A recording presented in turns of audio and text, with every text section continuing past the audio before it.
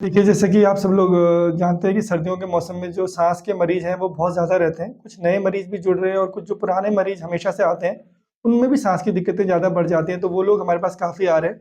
दूसरा BP, sugar के मरीज़ तो हमारे पास 12 महीने एक जैसे रहते हैं, तो वो भी आ रहे हैं और एक नई चीज़ जो हम बहुत कॉमनली सर्दियों में देखते हैं, वो कि दिल के दौरे के मरीज़ हमारे पास काफ़ी ज़्यादा आते हैं।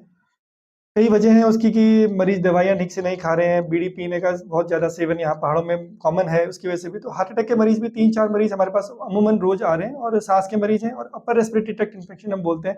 इसमें ये जुकाम होना, बुखार होना, गला में खराश होना, ये वाले मरीज़ हमारे पास ज़्यादा हैं इस समय। मेन तो यही है कि सर्दी वाला इलाका होने की वजह से सर्दी से बचाना है खुद को। बीड़ी सिगरेट का सेवन करने से बचना चाहिए हमें, ख़ास करके बूढ़े लोगों में जो पहले से बीपी, शुगर के मरीज़ हैं, उनको अवॉइड करना चाहिए।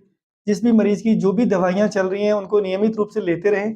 और सिर्फ दवाई ना लें, दवाई लेते हुए डॉक्टर के पास जाकर बार-बार उनसे मिलें भी कि उस दवाई से उनका जो बीपी है या शुगर है वो कंट्रोल में है कि नहीं है।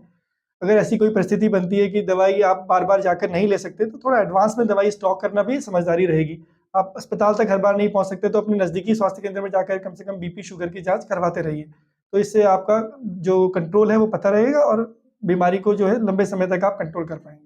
छोटे बच्चों में भी अमूमन इस समय जो मोस्टली रहता है निमोनिया का कई बार खतरा रहता है या खाँसी-जुकाम। वैसे हमारे पास जो छोटे बच्चों का विभाग है वो पीडियाट्रिशियन में ज़्यादा जाता है। मेरे पास जो ज़्यादातर बच्चे आते हैं 14 साल से ऊपर की उम्र के ही आते हैं। तो उनमें हमारे पास वही खाँसी-जुकाम, नज़ला ये वाली बीमारियाँ काफ़ी कॉमन हैं और बुखार तो यूजुअली गर्मियों में हमारे पास ज़्यादा होता है तो अभी कम है।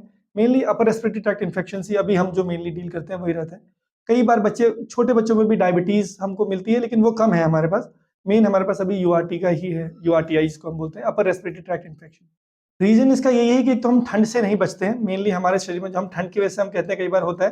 दूसरा जो मेन कारण है निमोनिया का, इन्फेक्शन है। निमोनिया जो है एक फेफड़े में होने वाला इन्फेक्शन है, जो किसी बैक्टीरिया से या किसी वजह से भी हमको मिल सकता है। तो अगर हमारे घर में कोई ऐसा मरीज़ है जो टीबी का है या किसी और चीज़ के लिए दवाई खाता है, तो उनसे अगर उनके संपर्क में हम आएँगे तो हमको हो सकता है। किसी और वजह से अगर हमारे शरीर की इम्यूनिटी अगर कमज़ोर हो जाती है, जो सर्दियों में यूजुअली रहती है, तो उसकी वजह से भी हम उस इन्फेक्शन को एक्वायर कर लेते हैं। यूजुअली ये बैक्टीरिया एनवायरनमेंट में रहता है, लेकिन अगर हम हेल्दी रहेंगे, अच्छा खाना खाएँगे, एक्सरसाइज़ वगैरह करेंगे तो हमको किसी भी कारणवश अगर आपकी इम्यूनिटी कमज़ोर होगी तो बैक्टीरिया ओवरकम कर जाएगा और आपको निमोनिया की तरह प्रेज़ेंट करेगा। तो यही मेन कारण रहता है इसमें।